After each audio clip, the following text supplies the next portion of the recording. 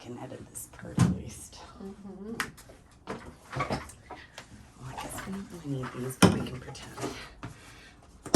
Alright, I'm just gonna have my notes here. I like to sometimes circle back to stuff. Good. Alright, so I'm just gonna start my blurb and then we'll go from there.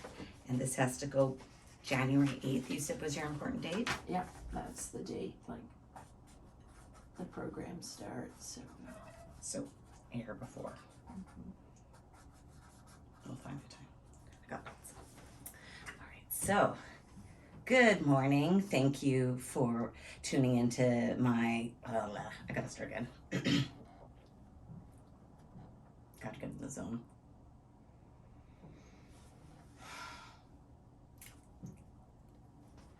So good morning. Thank you for tuning in. This is Kathy for Getting Chatty with Kathy. And I want to thank each of you for showing up today and listening to our conversation. I want to thank CJTR for having me on the show and for all of you guys that supported the Radiothon this year. It was fantastic. We got over $40,000 because of people like you contributing. So thank you, thank you, thank you. Now, today I have a wonderful guest. I have met her through a great organization called Regina's Women Network, Regina RWN. And it's been such a pleasure to get to know some wonderful women. And one of them is the lovely Kim Korven. So, Korven. I am so sorry. Kim Korven, not Coven. Korven. So Kim, I kind of Googled you a little and I think you got some interesting stuff going on in your world. And I'm excited to talk about how you got here. Well, how I got here would take about a day to go into detail. The short version, realizing I was unhappy in my, like the high points, realizing I was unhappy in my marriage and my kids were being harmed by staying. And then realizing that and going, I don't want a divorce the way everybody else does, because I had practiced family law and had had clients who needed a mediator to divide spices. Oh my goodness. So it was like, no. And then I guess it was the 10 millimeter gallstone in my bile duct. After that, they're kind of the hot. It's interesting how your body can talk to you, hey? It is really interesting when you're not on the right path. Mm-hmm. And you're not paying attention to the little signs. So the body will then go, hello, hello. And for me, that sign was being a lawyer is not a healthy choice. And for you? Yeah, and I still thought it. Like, I never realized the whole time I was a lawyer, I suffered from anxiety. And yet still the decision to retire, it was a tough decision, because that was my identity. Totally. So, yeah, it has been. And in terms of divorce, it was, not wanting my kids to be harmed from divorce. And it was way challenging. And having made the decision, no, I'm not going to hire a lawyer here. It was figuring out how to do it in a way that was respectful of my former spouse, and not because we were good friends or anything. Like, I could hardly stand the sight of him. I couldn't. But they're the kid's father, and you need to respect that too. That was it exactly. So my North Star was for my kids to have the best relationship possible with him. I didn't want to have a relationship with him. I mean, I'm the woman who, he left me his collection of beer bottles. He left them at the house, because every place he'd go, he'd collect a beer bottle. I threw them out, right? And now, years later, I feel really badly that I did that. But I'm just saying, it was one that easily could have gone high conflict. Totally. Except, but you're trying to be the bigger person for your kids. Yeah. Well, and that sounds like the whole reason why you're doing it in the first place. So, explain to me the way the system would normally work for somebody that's getting divorced. Because I tell you, like, I'm 42, full disclosure. I've been married now going on about 12, 13 years. But in my circle of friends, people are getting divorced now. I think for a number of reasons. We're in our 40s. We don't want to waste our life. People are dying around us, and we're like, oh shit, life is short. And I also think COVID was like, if I'm spending that much time with you and I don't enjoy it, I don't want to be married to you anymore. Because I did see a few of my friends go through that as well. So they're going through a divorce. Do they have to get a lawyer? Is this like part of the process? Like, is it a necessary thing? You see me smiling here. Yes. Right? Because I was a lawyer, so, and an officer of the court. What I realized, was, and so the whole thing about divorce ended up in the courts in 1857. That's when the British Parliament decided this is where we'll stick it. Now, they didn't come up with a special family law court. No, it was, this doesn't fit the criminal realm, right? The state doesn't need to be involved. This is between two private individuals. Yeah. So they put it in civil court. And in civil court, how you approach civil court is when you sue someone, you never admit to doing wrong, right? Because that's for the other person to allege and to prove. So if this was you and me, and you'd sold me a used car that turned out to be a lemon, and I was suing you, I would be saying, well, Kathy filled up the oil with water or something, right? You hid You'd these give things. me these, You'd you'd be hid that these voice. things. You would hid these things. And I wouldn't say that, well, I never checked the oil for the first 2 weeks, right? I would not admit to any kind of wrongdoing. You would defend and say, no, I did everything right. Kim obviously didn't check the oil, obviously this. And so then it's up to the court to decide, who do I believe? What, in terms of who does the evidence support? That's fine in the car example. But when this is somebody you've loved, yeah, that's rough. and just the way the forms are set up, even though you're not saying, like, you're not necessarily saying this person was a bad parent, but if you're saying, I want the children to live with me, the implication is there, and you have a battle. So it sets it up for disaster. Yes, it sets it up for World War III. Okay, that's not very good. And it isn't that anybody in the system is a bad person, but how the law is set up is you look over your shoulder at the past. So of course, when they were setting this up, civil court existed, it worked, let's just put it there. And at the time, divorce was about ending the marriage. That was it. Because women got nothing, I'm assuming. Property was based on who owned it, whose name was it in.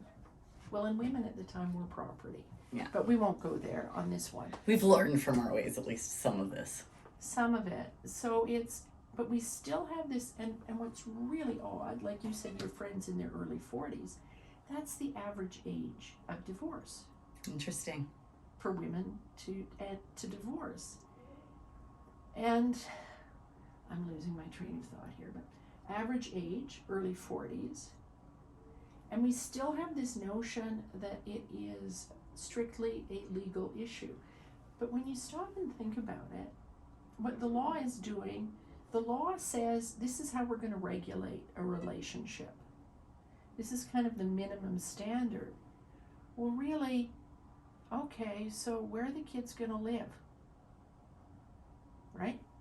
It's a life issue. Right.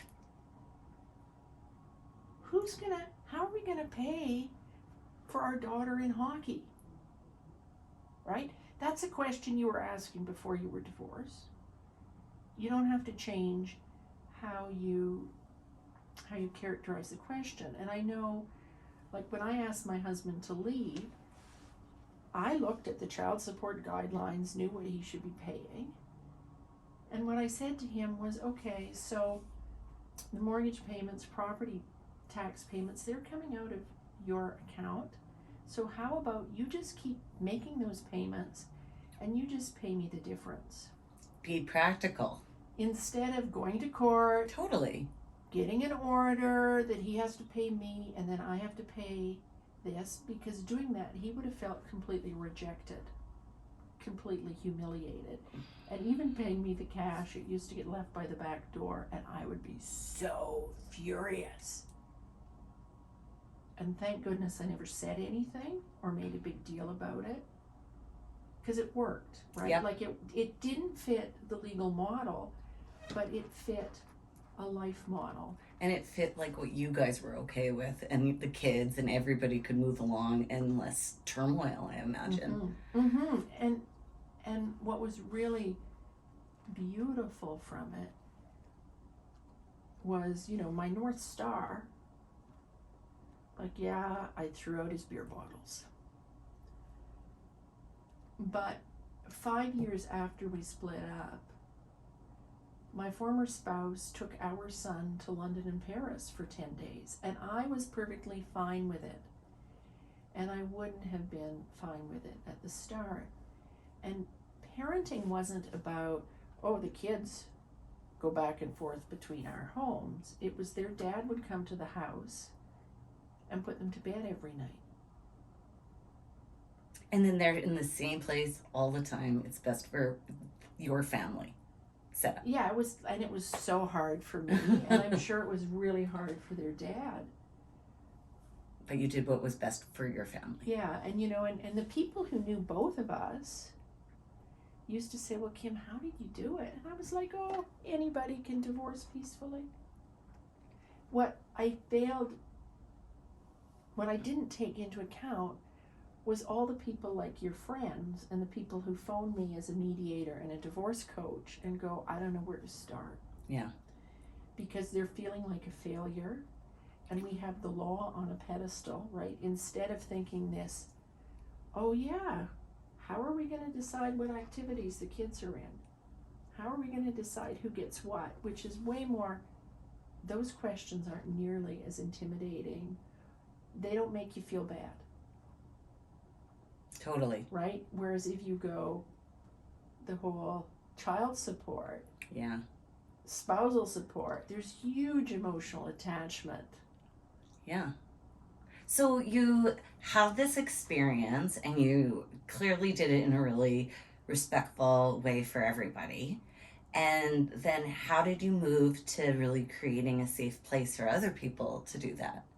Well, I was never going to do this for anybody else, quite frankly. Like, as part of reclaiming me after my divorce, 15 years after I'd been out of university, my kids and I went to Saskatoon, and I enrolled in the master's program in law.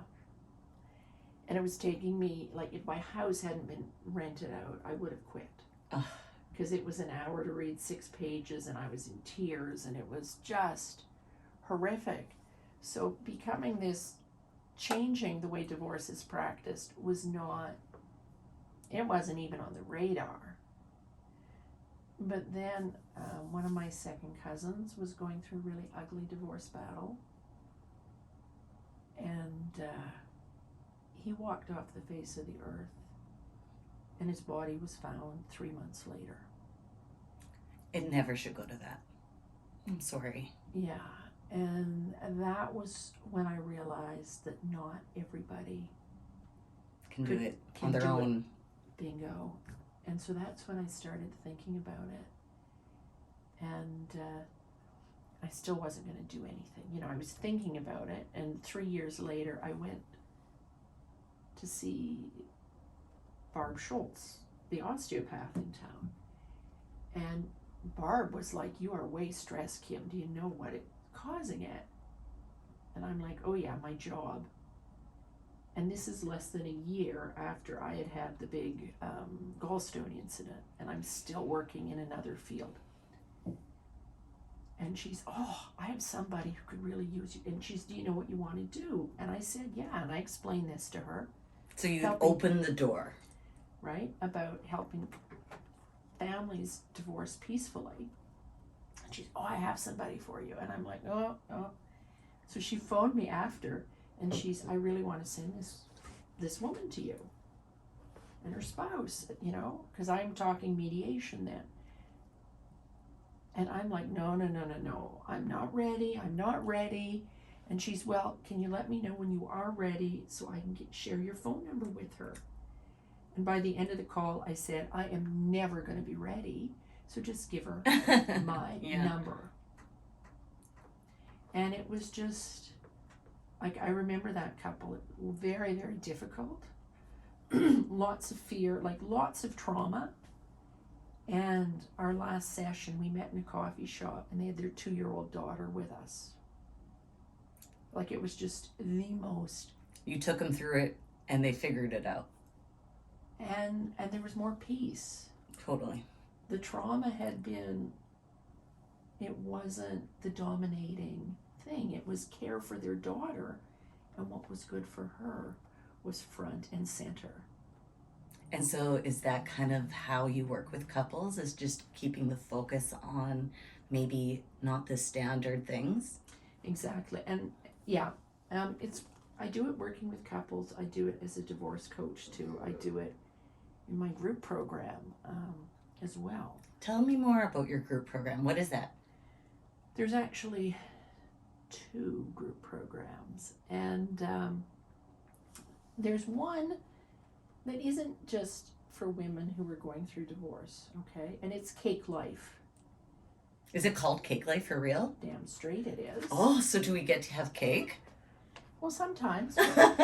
For those of us who live in Regina, we actually get together in person once a month. But CAKE stands for Conflict is Kindness Every Day. And it also stands for a community of women who are authentic, kind, and empowered. So we talk about everything. And I mean, we're recording this on the 1st of December. In less than an hour, I'm leading them online in an exercise for setting an intention for the month. Love it. Right? And so that's an ongoing program. And part of Cake Life is, if you've been through divorce and if you have a really controlling spouse, it doesn't end with the divorce. The abuse continues. And the controlling spouses use the legal system to perpetuate the abuse. There's articles on that. So to have a community is really important. I bet. And this is not a community where, look at me, I'm the expert. This is a community where women are supporting each other. With empathy, because they understand. Oh, big time. It is so life affirming. And I learned that personally. I did an in-person divorce support group at one time. And I remember in one of the sessions, I actually shared with the women, and this is something I had felt really, really great shame around. And that was, I used to think in the last couple of years of my marriage that, oh, it would just be so great if he rode his bicycle into a semi. and the first person I shared that with I'm laughing. Was an elderly neighbor. And I'd taken her to a doctor's appointment, and I tell her this, and she looked at me and said, oh. And I looked back at her and said, is that bad? Like, I was in such a dark space, I couldn't see it. And so, thank God somebody made you recognize that maybe that's not the best thought. And that's when I started thinking, oh, I need a different solution. That is not an effective solution. So I felt for him. Well, but for me either, or for the kids, because they would have been without their dad. Yes. And when I shared that in this group of women, they all had similar stories. I imagine. Right? And then also felt such shame that they were thinking that and having those experiences. So for me, it just lifted the shame and went, this is a totally human response. Yes. Right? It's the power of community. Yeah. It gives us back ourselves. Yes. Which leads me to the second program, the really it's intense and it's intimate.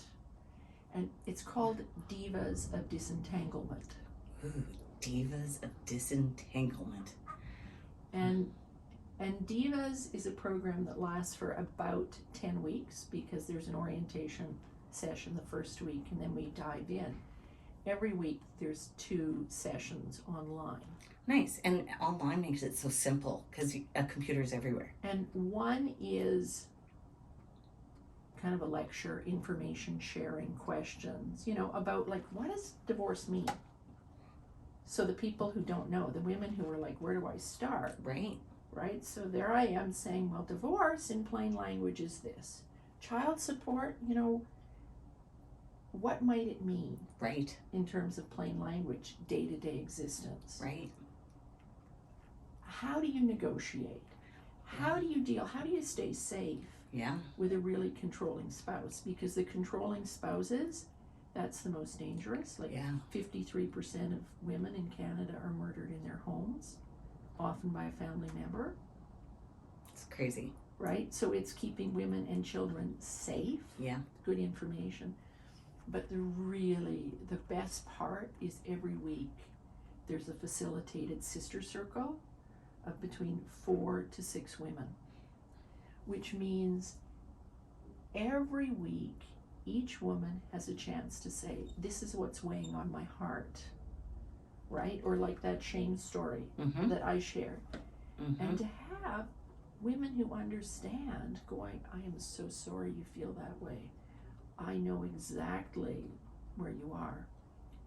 And I ran a prototype of Divas earlier in 2023, and I thought, the legal information, like explaining the legal system and the history so that they feel empowered. Right. Like not sharing, this is what will happen with you, but talking about like how divorce ended up in the courts, right? The plain language translation, what the role of a lawyer actually is. Yeah. What your role is. Like how would people just naturally know this? They wouldn't. They don't.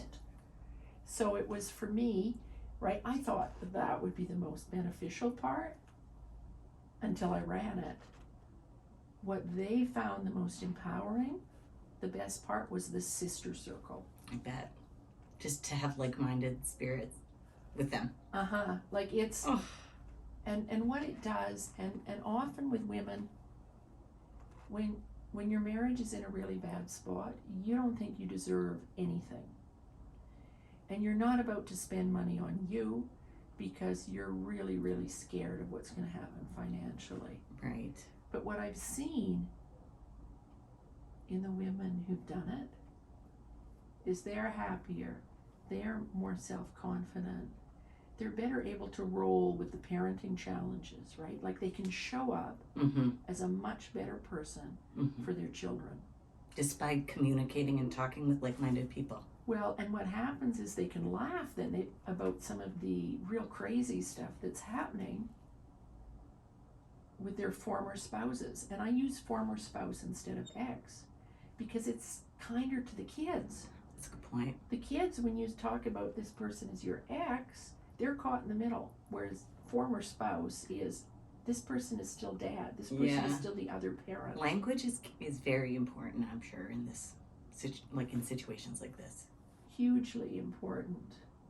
But to have people who understand and who can laugh with, because you either cry or you laugh at some of these things, and it gets them out of victimhood.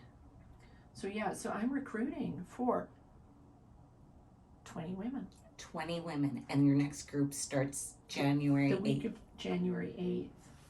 And what's interesting in this area is people don't divorce before Christmas. They've made the decision and they wait. And, you join Divas, I'm going to have some really good information. I'm going to be able to move this forward in a way that honors my kids. Start the year off right and keep that energy going. And so you can be more present in the holidays instead of this huge rock on your shoulder. Because you have your plan for in the new year, you're going to enjoy this family moment, and then let's kick 23 to the curb and have a really good 24. Bingo. It's all about finding our authentic self. A lot of what you've said, I find is you trying to just follow, you say your North Star, which I really admire. I worked as a manager in an office for many years, and I didn't find joy in it either. And leaving it was such a scary thing. And I think that people that leave things for different things, actually, it can be very challenging, but it opens up like so much more. So can you explain to me how that has reflected in your life? Because I'm sure it has. Well, leaving was incredibly difficult because my identity was Kim as lawyer, right? And I graduated number 4 in my class.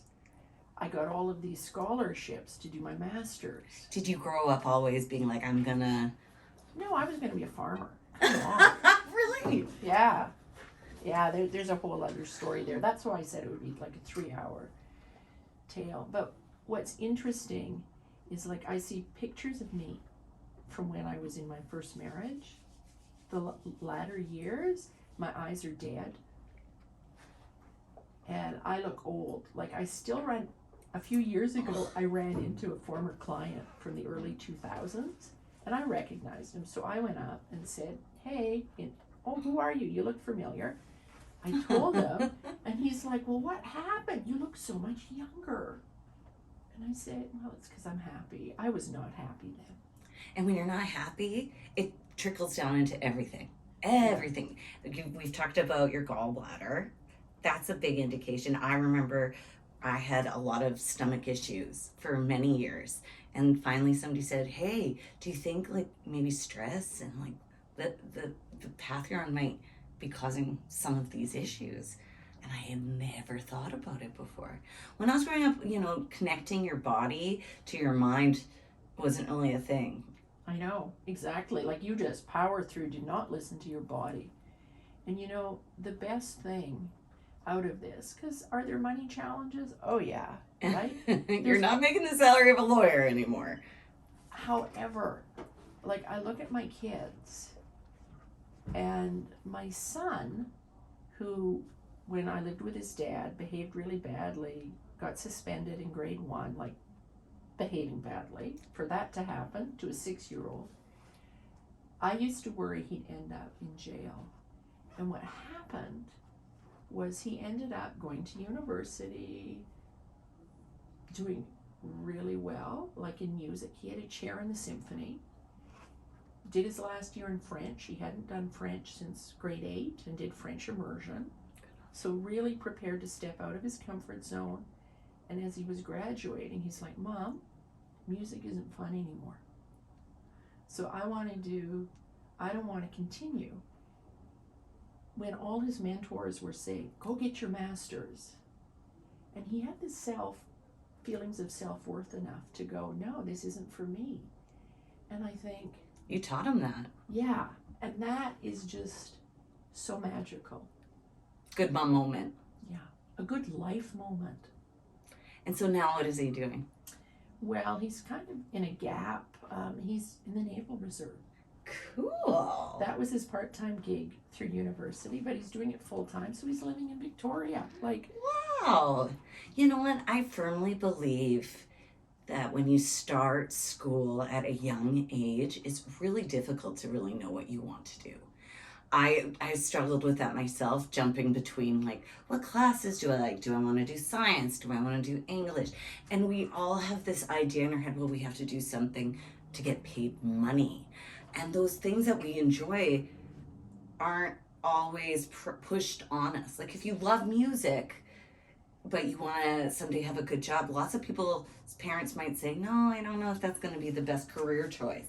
And I just feel that's so sad, the advice that some people get, and hearing about people changing and thinking about what they want is, I think the younger we can do that, the better for our whole life.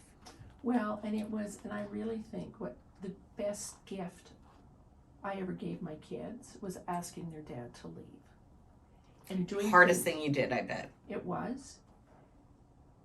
But it took them out of the tension. And even though it wasn't this active fighting, that's why my son was acting out. Totally. Was because Reflection. I couldn't see it then. But they have turned out so well, and they have great relationships with their dad. And it's a beautiful thing not to settle. I agree. So you have a new group starting with 20 people, or that's the goal. I feel like this is something that maybe this topic, though, does it go beyond just those 20 people? Like, do you think that the system itself needs to be rechecked? You said it started in 1857. Has it been evolved? Like, how does that work? Am I asking hard questions? No, I'm just rolling my eyes because it's been tinkering with the system. The system is broken. Completely broken and ineffective in this area. So what could we change in a nutshell? Because I think we're getting close. That's a whole other conversation. So for today, last thoughts. Last thoughts is the best thing you could do first is set yourself a budget. Two things. Set yourself a budget if you're approaching divorce. And the other thing that a lawyer never ever will ask you is, where do you want to be a year from now? Your intentions. What do you want your life? What kind of life do you want a year from now? And if fighting with your spouse isn't in it, you find other resources and you keep looking till you find them. Or you join my Divas program or Cake Life. I think that sounds good. Now leave us. Kim's going to give me her email. Can I put it onto my, so that people can get a hold of you underneath the video, or they can email me directly and I can share it with them? Yeah, I can leave it with you. And the easiest URL to use is gentlewaydivorce.com. gentlewaydivorce.com. Yeah. Okay. You guys reach out there. Kim, I can tell that what you're doing is passionate and it's for others. And I really appreciate what you do for our community. So thank you. Thank you for having me. It's been great. Did it turn 27 minutes a long time ago? Yeah, but we started 2 minutes All right. late, so. We should be okay. I looked at that and I thought, I hadn't looked once. It just went so fast. You're a good talker.